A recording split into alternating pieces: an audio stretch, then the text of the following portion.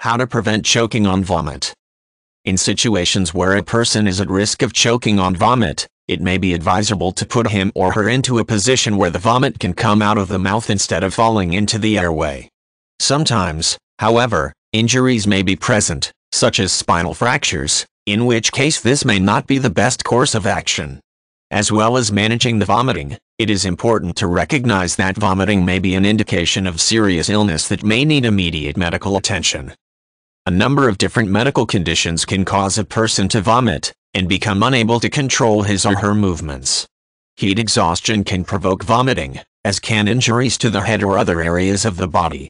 As well as medical conditions, excessive alcohol or drug intake can make an individual drowsy, or cause an unconscious state, where the person is unable to wake up sufficiently to prevent choking on vomit. A person who has an injury or illness that makes him or her likely to vomit and be unable to move his or her body to respond to the vomiting requires supervision by another person, until a medical professional can see to the patient. In situations where the person does not have any injuries, and where it is known that it is safe to do so, then the individual can be turned on his or her side.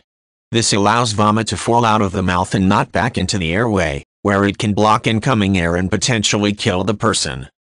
Turning a person on his or her side for first aid is not necessary unless there is a risk of choking on vomit, or another substance like blood. The act of moving a person can also make existing injuries worse, and in the case of spinal or head injuries, can potentially cause permanent paralysis. If the person is actually choking, however, and need to be moved, then moving the body, neck and head all at the same time can reduce the risk.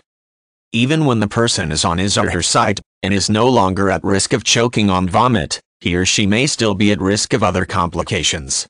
Vomiting can be a sign of serious medical issues that may not be immediately apparent to the person administering the first aid. Medical attention should always be sought, in case the person experiences other issues apart from the vomiting.